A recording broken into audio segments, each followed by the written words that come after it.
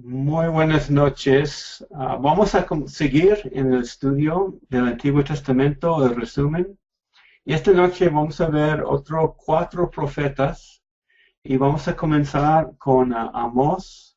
Dice el juicio perfecto de Dios, y antes de eso vamos a comenzar en oración. Padre, te damos gracias por todo lo que tú nos enseñas a través de tu palabra.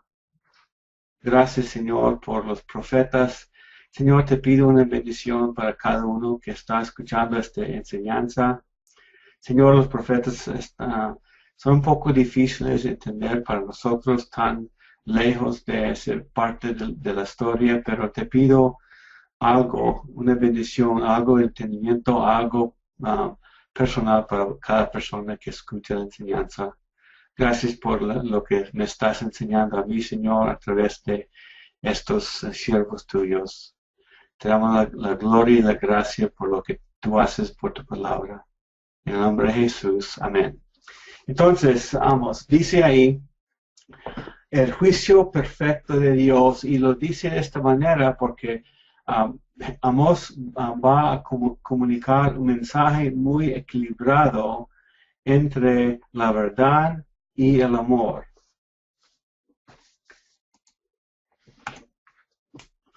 Dice, ¿cuál responsabilidad tienen los cristianos en relación con los pobres? Y ese tema no sale muy fuerte del Antiguo Testamento, de los profetas, pero es algo muy importante en el corazón de Dios. En Amós encontramos ese tema bien fuerte y realmente encontramos condenación por no tener cuidado con los pobres y los necesitados en la sociedad. Hay que dar más para ayudar con las necesidades físicas de los perdidos. Una pregunta que nos hacemos algunas veces. O debemos solamente presentarles el Evangelio. Otros tienen más ese enfoque, y yo digo que ahí se encuentra el equilibrio entre la verdad y el amor. Predicar la palabra es bastante importante porque es lo que cambia la mente de las personas y cambia las decisiones. Pero también debemos mostrar amor, y eso es proveer algo, ayudar de manera física, de finanzas, de tiempo, de esfuerzos, y eso es lo que se encuentra en el libro de Amós. Lo más básico de su mensaje es arrepiéntate y haz el bien. O sea, un cambio de mente y un cambio de acciones. Es un modelo profético para los que buscan un enfoque equilibrado. Y demuestra el corazón de Dios entre la verdad y el amor. El autor, el nombre de Amós quiere decir carga o llevador de cargas. Él realmente no era ministro, no trabajaba en el templo. Dios lo llamó ahí mismo donde él estaba trabajando, fuera del templo, era ministro. Fecha de su ministerio, 760 antes de Cristo, y esa fecha es antes del exilio a Siria, y profetizó él en el norte, en Israel, y ahí en la pantalla se ve las líneas de la división de los reinos, Israel en el norte y Judá en el sur. Amós profetizó al reino del norte, aunque él era de Judá. Él vivía al sur de Jerusalén, en Judá, en el reino del sur. Profetizó en el norte en 760, porque en la batalla dice 722, eso es el año que los asirios llegaron a Israel y los llevaron presos. Y él profetizó antes de ese cautiverio. Escenario de Israel antes del cautiverio, el exilio, había mucha prosperidad, pero junto con la prosperidad, mucha corrupción. ¿Te hace pensar en alguna nación? quizás aquí en los Estados Unidos, quizás también México y a lo mejor en muchos países del mundo. Mucha prosperidad aumenta la corrupción. Propósito del libro es hablar de la conducta ética y justa. Y se encuentra mucha condenación en este libro por la falta de la conducta ética y falta de la justicia. Tema del libro, el juicio perfecto de Dios, o sea, equilibrado. No sacrifica la verdad a poder mostrar el amor y no sacrifica el amor a poder comunicar la verdad. Y debemos seguir ese ejemplo. Nuestra tendencia es caer a un lado o al otro y sacrificamos uno o el otro. Pero aquí se encuentra un equilibrio y eso sale de la naturaleza de Dios, del carácter de Dios. Había muchas injusticias sociales en la sociedad de Israel, apostasía, realmente, apostasía espiritual. Y este libro su ministerio de Amós fue para recordar a la gente que va a haber rendición de cuentas. Hay obligaciones al pacto que habían hecho con Dios, tanto interior como exterior. Teología. Elegir, o sea, escoger y hacer lo bueno, y hay responsabilidad bajo el llamamiento de Dios. Hay que tomar en serio las responsabilidades hacia los demás. Bosquejo de Amós. Había en capítulo 1 y 2, 8 profecías, 3 sermones en capítulo 3 y 6, 5 visiones en 7 a 9, y en 9 también hay 5 promesas que vamos a ver ahora. Entonces, el libro dice que Amós es el profeta y él es de la ciudad de Tecoa, al sur de Jerusalén, pero Dios lo mandó al norte a profetizar en el reino del norte, y él vivía y profetizó comenzando bajo el rey Jeroboam el segundo en el norte, en el reino del norte de Israel. Entonces, ¿cuáles normas de justicia y moralidad espera Dios de las naciones incrédulas? Hemos hablado mucho de la infidelidad y la idolatría de Israel y Judá, pero aquí en Amós comenzamos el libro hablando de otras naciones. Y la verdad es, Dios espera algo de todas las naciones del mundo, porque ha puesto algo de la verdad dentro de cada uno. Tenemos una conciencia, conocimiento de lo bueno y lo malo, y Dios espera algo por haber hecho eso.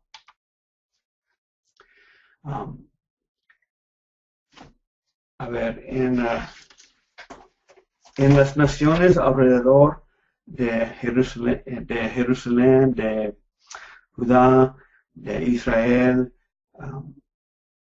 Dios juzga a esas naciones. En capítulo 1, capítulo 1, 3, 6 y 9, que vamos a leer ahorita, especifica las naciones que están bajo el juicio de Dios. Y aquí en la pantalla, el principio que se encuentra en Amós es: Dios juzga a los dos, pero cuanto mayor sea la luz, mayor es la responsabilidad. Por eso se encuentra más profecía de Jerusalén y Judá en el sur. Digo, Israel en el norte y Judá en el sur. Entonces, capítulo 1 y 2 encontramos varias naciones. En 1.3 dice: así dice el Señor, por 3 transgresiones de Damasco, y por 4 no revocaré su castigo, porque trillaron a Galaad con trillos de hierro. Y sigue en versículo 6 del capítulo 1. Así dice el Señor, por 3 transgresiones de Gaza y por 4 no revocaré su castigo, por haber deportado a todo un pueblo para entregarlo a Edom. Lo que pasó ahí es que a la gente de Gaza mandaron gente a Edom para esclavizarlos. Los vendieron como esclavos. Y 9, otra nación, otra región, por 3 transgresiones de Tiro, en versículo 9. Y por 4, no revocaré su castigo, por haber entregado todo un pueblo cautivo a Edom sin acordarse del pacto de hermanos. Había un pacto entre Tiro y la nación de Israel, y vendieron personas a Edom a la esclavitud. Y eso está contra la ley de Dios. Entonces Dios está condenando a estas naciones, nos hace responsable, y eso es lo que se encuentra en el capítulo 1 de Amós. Y Israel estaba bien involucrado con esas naciones, y seguro había mucho más por lo cual condenarlos. La frase por 3 transgresiones y por 4, quiere decir que podía seguir aún más. Había mucha razón para condenarlos. Fue una expresión con los hebreos para expresarlo de esa manera. Hay mucha razón. Y está justo, está merecido el castigo que iban a recibir. El punto. Si Dios castigó a las naciones gentiles, y así lo hace, así lo hizo, y todas esas profecías de Amós de juicio se cumplieron. Si Él castigó a ellos, ¿no habrá de castigar a Judá y a Israel? Tiene que ser. Cuanto más sea la luz, más es la responsabilidad. Y eso es lo que se encuentra en muchos libros, pero se encuentran los dos de manera muy clara en el libro de Amós. Y va a juzgar a Judá y a Israel también. Dice en capítulo 3, 4 y 5. Disculpe, voy más atrás. Quisiera leer capítulo 2. Sobre Judá. Así dice el Señor, 2:4. Por 3 transgresiones de Judá y por 4. Dijo de la misma manera a Judá, hay mucha razón. No revocaré su castigo, porque desecharon la ley del Señor y no guardaron sus estatutos. Aquí está una acusación como algo general, como especificó la violación de las otras naciones, pero esto es aún más grande. Dios había revelado a Israel y a Judá su palabra, por profecías, por reyes, por el pacto de la ley. Ellos tenían mucha responsabilidad. Y sigue en capítulo 2. En versículo 6. Así dice el Señor, por 3 transgresiones de Israel y por 4 no revocaré su castigo, porque venden al justo por dinero y al necesitado por un par de sandalias. Aquí se entra con la injusticia social. No cuidaron a los pobres, aprovecharon para enriquecerse a sí mismos. Ahí es la condenación, la razón por el juicio, la ira de Dios en la nación de Israel. Entonces sigue con 3 frases en estos 3 capítulos. Oigan esta palabra, comienza en capítulo 3. El Señor ha hablado contra ustedes israelitas contra toda la familia que él sacó de la tierra de Egipto. Oigan esta palabra, dice. Y esa frase no está hablando de escuchar algo que alguien está diciendo.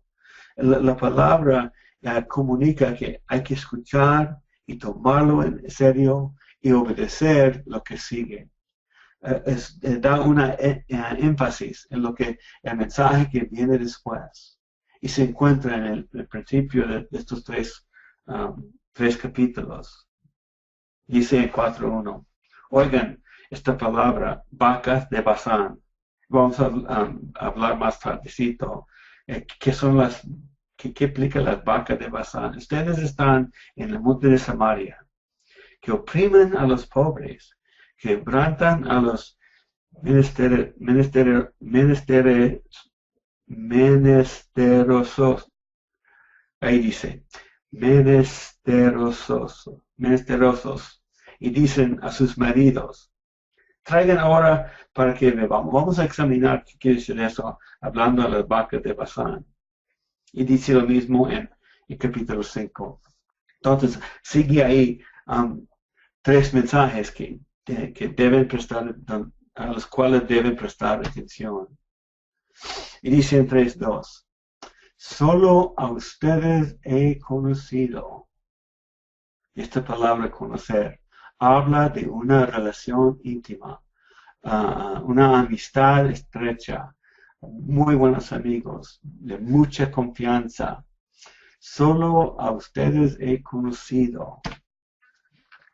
Y fue utilizado en esa época con los tratados antiguos como algo entre un rey y su pueblo, reconocimiento mutuo. La gente conocía al rey, el rey conoció a ellos, tenían una relación, cada uno hace su parte para el cuidado y bienestar del otro. Así es la palabra conocer en este versículo. Solo a ustedes he conocido. Y realmente está diciendo, escogí a ustedes Israel, las 12 tribus, y hemos visto todo lo que el Señor ha hecho para esta nación, que ahora estamos hablando de una división entre las 10 y 12 tribus, del norte y del sur, pero para Dios era una sola nación, y así va a ser en el futuro. Solo a ustedes he conocido. ¿Qué pasó? ¿Por qué se alejaron de mí? ¿Por qué no quieren regresar? Amós. Aquí encontramos Amós 3.8. Dice, si el león ruge, ¿quién no temerá? Si habla Jehová el Señor, ¿quién no presta atención? ¿Quién no va a obedecer lo que Él dice? Como el ruido del león aviva el miedo. Así cuando Dios habla, Amós tiene que profetizar. Y hay que reconocer, Amós antes de ser llamado no era profeta. Era cultivador de higuera. Entonces ahí dice, lo poquito de lo que queda, voy a leer su mensaje en el capítulo 3. Dice en 3.11, echará abajo tu poder y serán saqueados tus palacios. Está hablando Israel aquí. Como el pastor rescata de la boca del león 2 patas o un pedazo de oreja. Y serán rescatados, así serán rescatados los israelitas que moran en Samaria. Samaria está dentro del reino del norte, Israel. El mensaje es para ellos. O sea, el pastor rescata de boca del león 2 patas del animal que el león mató, o un pedazo de oreja. Va a haber muy poco que va a sobrevivir el juicio en la nación de Israel por los asirios que vienen a llevarlos presos. Porque hay que recordar, Amós profetizó antes del ataque de los asirios del norte. También sigue diciendo que en 3:14, los cuernos del altar serán cortados y caerán a la tierra en la batalla. Es una foto del altar. Y tenían sus esquinas así como está. Y hay dos aspectos, dos significados a este versículo. Los cuernos del altar serán cortados y caerán a la tierra. Fue para los judíos un lugar de refugio, de seguridad. Alguien agarraba los cuernos para pedir perdón, para rescatarse de la mano de alguien y buscaba refugio ahí. Y en Samaria, en el norte, no iba a haber refugio. Dios iba a destruir todo. También los cuernos del altar mantenían en su lugar el sacrificio. Y lo que puede estar comunicando aquí también es que Dios no va a aceptar, no va a recibir los sacrificios de la gente de Israel. La cosa fue bien serio en el juicio del norte. En la arqueología encontraron marfiles antiguos de cosas de los ricos y hay una referencia en 3:15. También perecerán las casas de marfil y muchas casas serán destruidas y ahí encontraron destrucción. El sitio ahí en la foto es la casa o palacio del rey Acaz.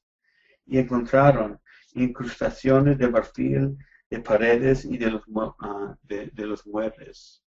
Y así es la referencia. Y cada referencia así, para nosotros, requiere más estudio. Para ellos sabían exactamente qué es lo que iba a pasar. El mensaje era, Dios va a destruir todito y ustedes no van a escapar. Así de serio fue su rebeldía, su idolatría y el trato hacia los pobres, hacia los necesitados en la sociedad. Y aquí, interesante lo que dice en 4:1. Dice, oigan esta palabra, vacas de Basán. ¿Está hablando de vacas ahora? No, es una expresión. Vacas de Basán. Ustedes que están en el monte de Samaria, que oprimen a los pobres, que ratan a los menesterosos y dicen a sus maridos, traigan ahora para que bebamos. Es una referencia de la riqueza en esa región.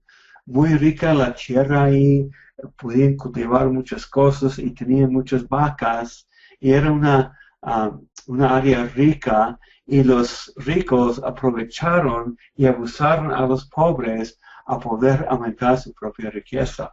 Y hasta que las esposas decían, traigan ahora para que bebamos. Y eso fue la riqueza fue el resultado de abusar a los pobres. Y vivían en mucha prosperidad y aquí encontramos una condenación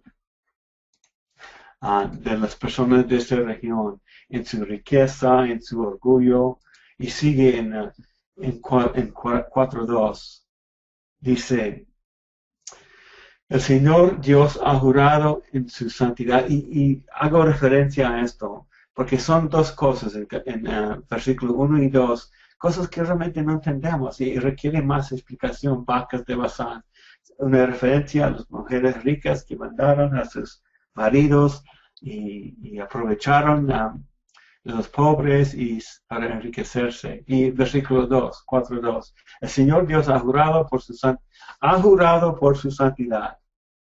Y eso es el enfoque de todo, la santidad de Dios. Vendrán días sobre ustedes en que las llevarán con garfios y a su remanente con anzuelos. Y eso es una referencia a algo bien feo, aquí encontramos un relieve de los asirios que encontraron esa región. Y hace una referencia 4:2. La descripción del juicio no es figurativa. Miren lo que está pasando ahí. Tienen unas barras con anzuelos y metieron eso en la boca de las personas y los llevaron presos. Era una nación muy, muy cruel y eso no fue todo. Vamos a hablar más de eso más adelante. Y sigue en capítulo 4 con varias referencias, detalles de su pecado, detalles de lo que el Señor ha hecho, y dice 5 veces, y ustedes no se han vuelto a mí. Causó falta de pan en 4:6, falta de agua en 4:8, viento abrasador con plagas en 4:9, 4:10. Maté a espada a sus jóvenes por su pecado, está diciendo el Señor aquí, a través de Amós. Y no volvieron al Señor. Y dice en 4:11, ustedes no han vuelto a mí. Y como Dios destruyó a Sodoma y Gomorra, iba a destruir a Israel. Y aquí está, ahí está el mensaje de Amós. No se arrepintieron, no regresaron al Señor. Y aún después de muchísimo pecado, cosas feas, abusos, el Señor los estaba llamando otra vez, que vuelven a Él. No querían. Y demuestra el hecho de que el Señor tiene que juzgar. Va a llegar el día cuando el Señor va a juzgar el pecado de todo el mundo.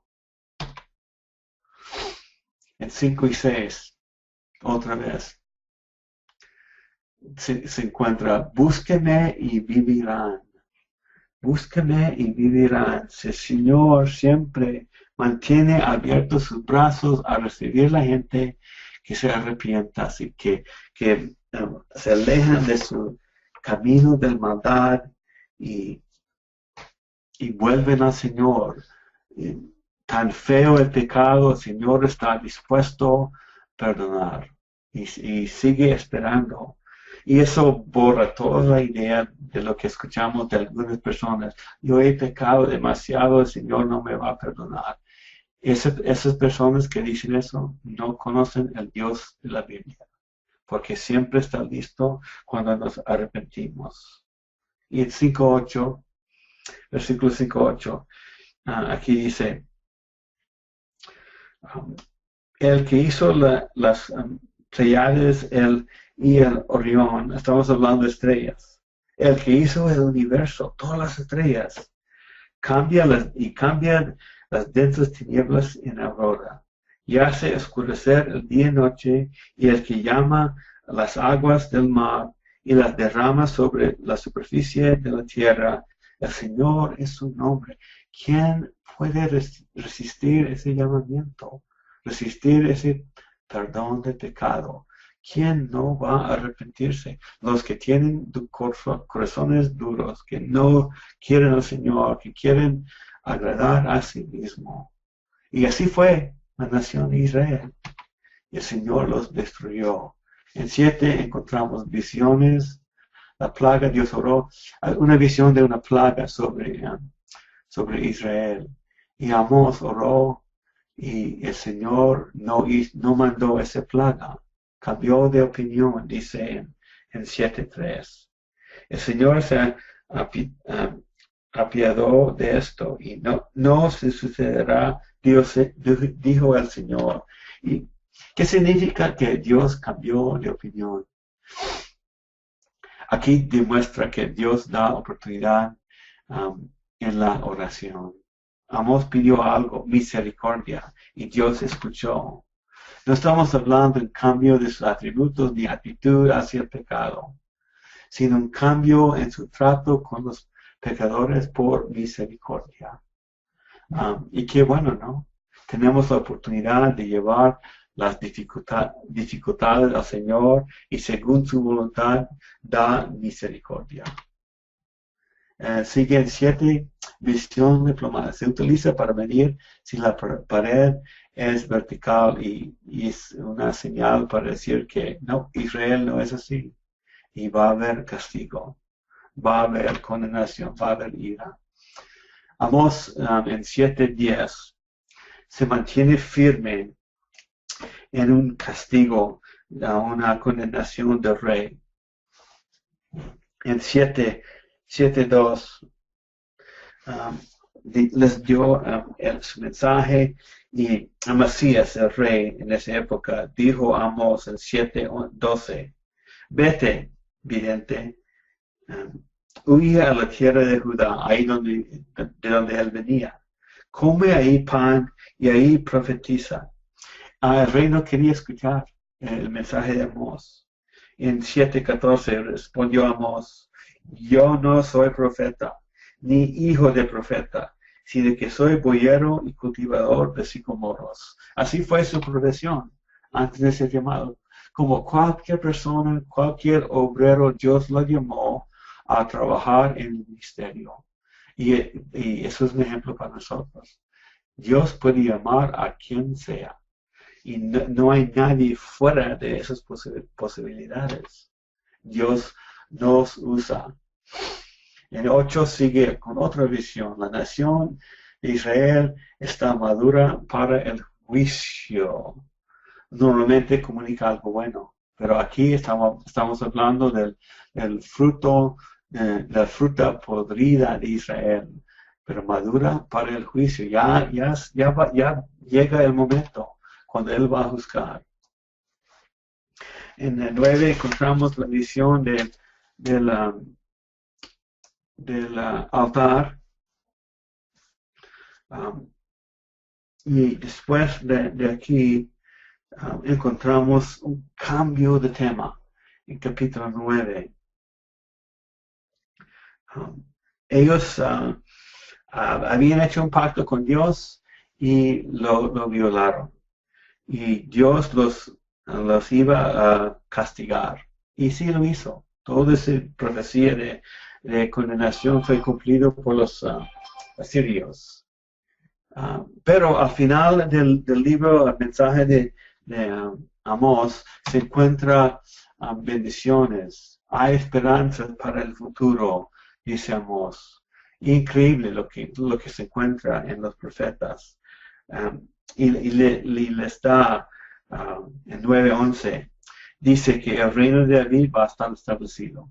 Todavía, aunque ustedes andan tan mal, el reino de David va a estar establecido en el futuro. Y 13, va a haber prosperidad agrícola. Y 14, va a restaurar la tierra.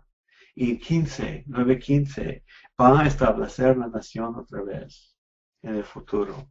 Y toda la condenación y la ira está mezclado con algo en el futuro. Los profetas y la preocupación social, así se encuentra en el libro de Amós. Somos responsables de cuidar a los más necesitados. ¿De qué manera los profetas proporcionan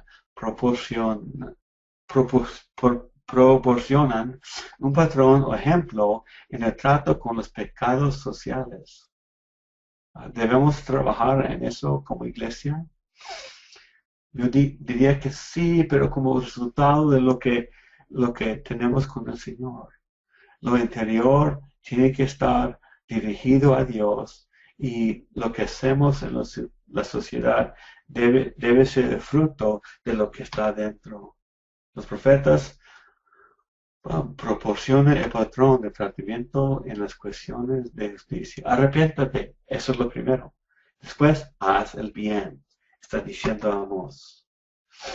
Si fueron capaces de abordar los problemas de injusticia social en la actualidad, o sea, hoy día, en nuestra sociedad, ¿qué temas se tratarían?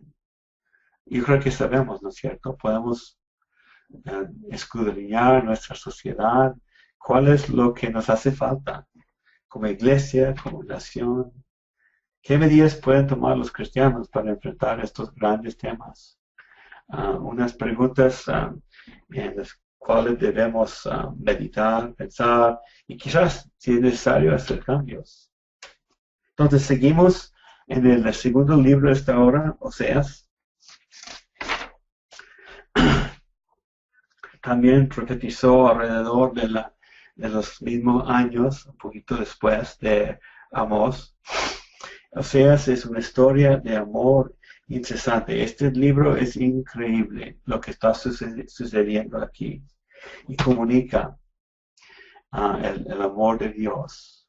El amor de Dios por mí y disminuye el amor de Dios 1 o 2 puntos cuando pecamos o cuando no damos en el blanco, cuando no andamos de manera perfecta, disminuye el amor. Eso es el tema que trata este libro. ¿Cómo se siente Dios acerca de la infidelidad de su pueblo? Hemos visto varias veces ahora que tiene que derramar su ira, tiene que juzgar el pecado. Tarde o temprano va a llegar el día cuando Dios dice no más, pero su amor disminuye. El libro de Oseas es una historia de amor que nos ayudará a responder a estas preguntas.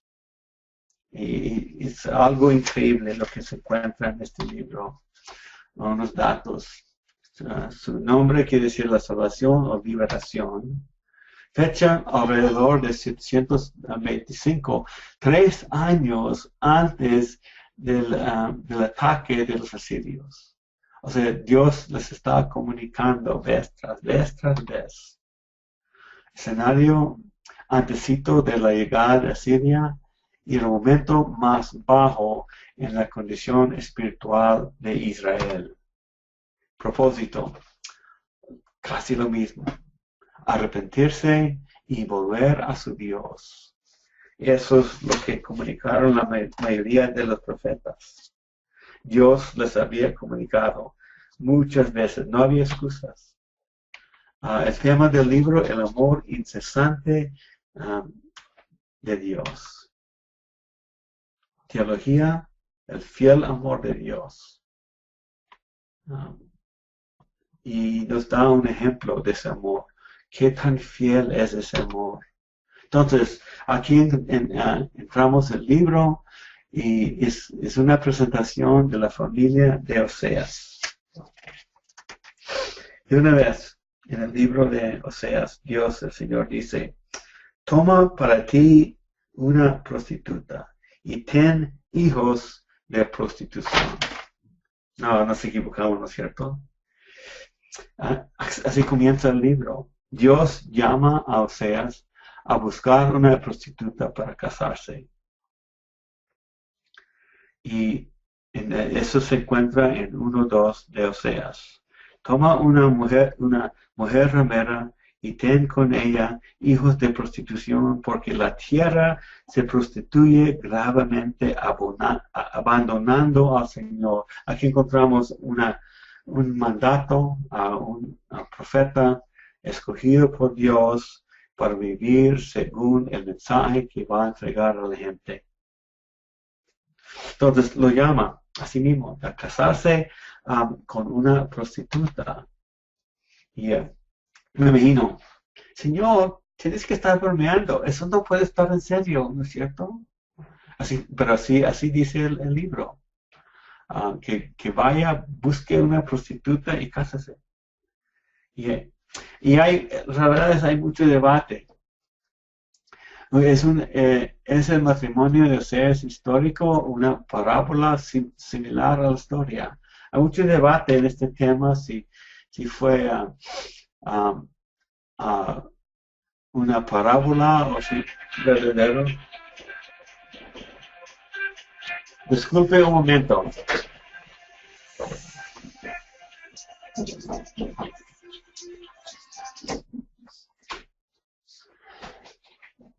Disculpe, hermanos. Seguimos.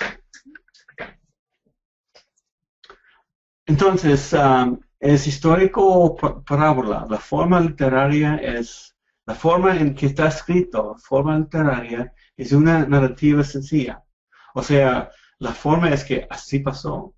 Esto es lo que pasó, está escribiendo lo que uno experimenta, lo que uno ve. Se encuentran niños reales que tienen nombres simbólicos y eso es muy común en el Antiguo Testamento. Los nombres de los hijos tenían un significado, especialmente cuando Dios quería comunicar algo a la gente. Y eso vamos a leer ahorita en el capítulo 1. Y eso fue la experiencia con Jacob, con Isaías. Dios comunicó algo con una persona y ellos tenían cierto nombre que estaba parecido a su mensaje.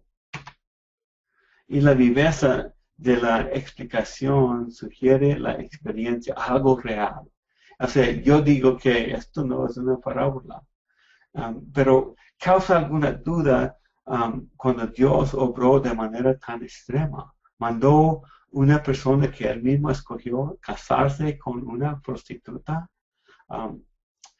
Yo creo que así fue, pero fue para comunicar la seriedad de lo que estaba pasando, la seriedad de la condición de Israel en esos años.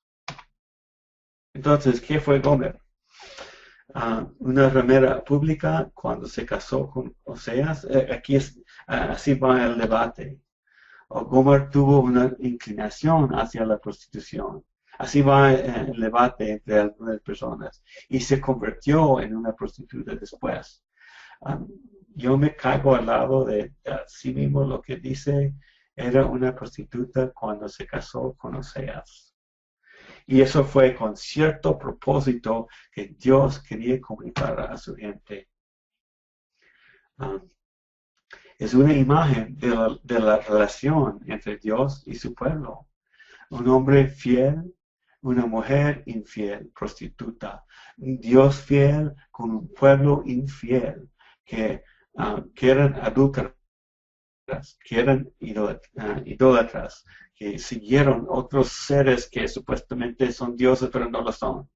Así fue la ilustración de este matrimonio. Tuvo el primer hijo, Jezreel. Dios, ¿qué quiere decir? Dios juzgará a la dinastía de Jehú, el reino del norte.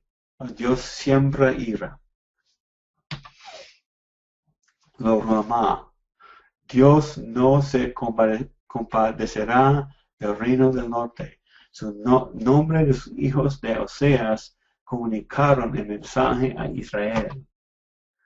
Imagínense, la gente mirando afuera de su hogar, él está nombrando a sus hijos según el mensaje que Dios nos quiere comunicar.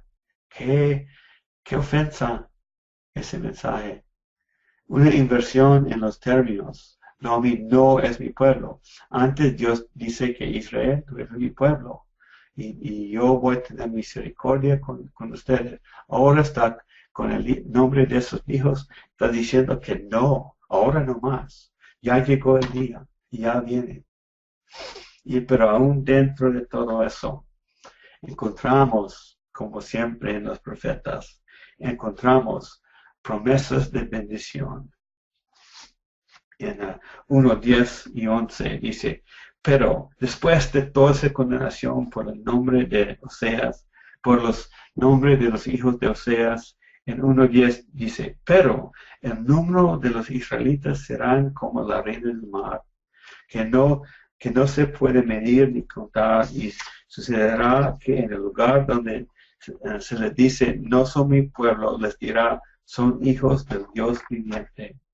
Los hijos de Judá y los israelitas se reunirán, o sea, van a haber una reunión entre el reino del norte y el reino del sur, y va a desaparecer la división entre las 12 tribus.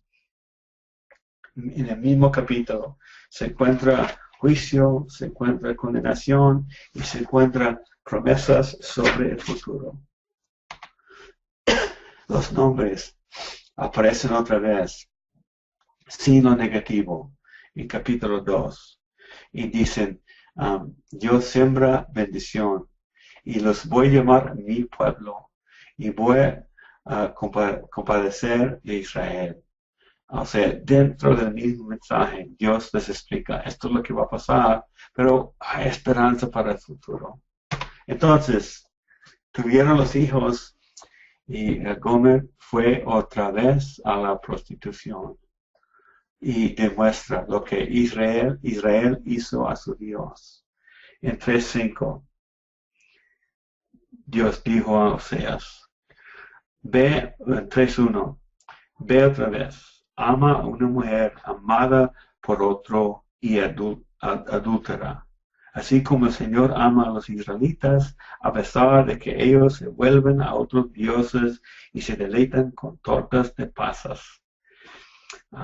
Se han cometido idolatría, otros dioses, siguen otros dioses. Y dice, ahí se deleitan con tortas de pasas.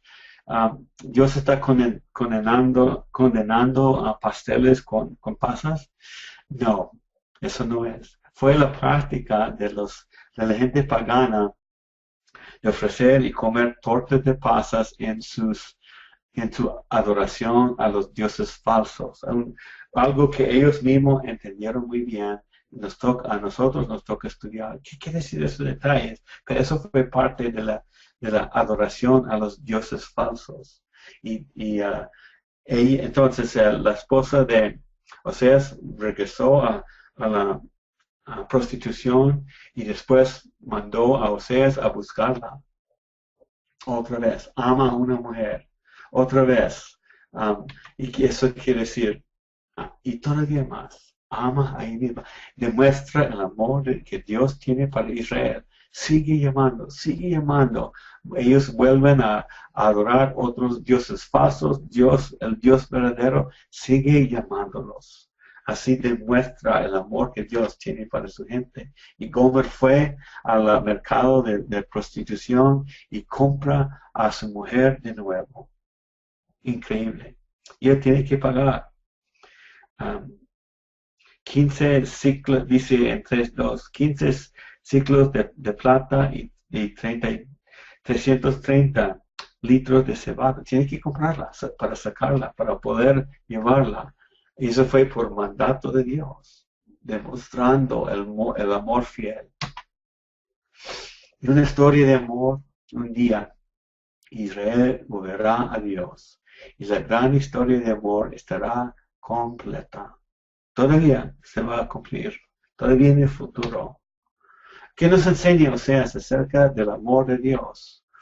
Fiel, grande, fuerte, sigue adelante, da una promesa y la cumple, aunque requiere muchos años. Dios es fiel para cumplir y demuestra su amor. Escogió, amó y va a amar por toda la eternidad a nosotros y a Israel. Todavía va a haber una reunión entre Israel y Dios y su Mesías, Jesucristo, en el futuro. ¿Qué nos enseña? La experiencia de Oseas acerca del matrimonio. Nosotros, seres humanos, somos muy listos.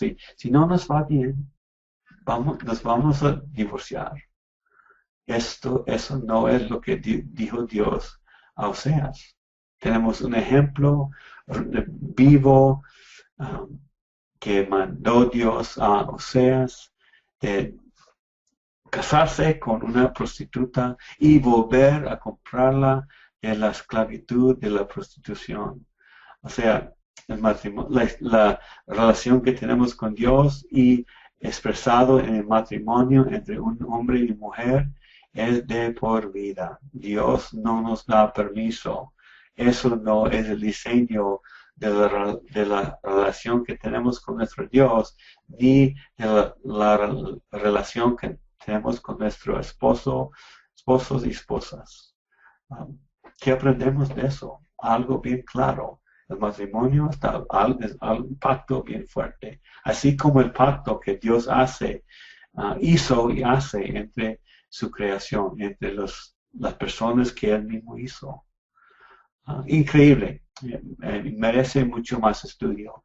Pero por ahora vamos a terminar esta hora. Seguimos en el tiempo de plática, tocando las preguntas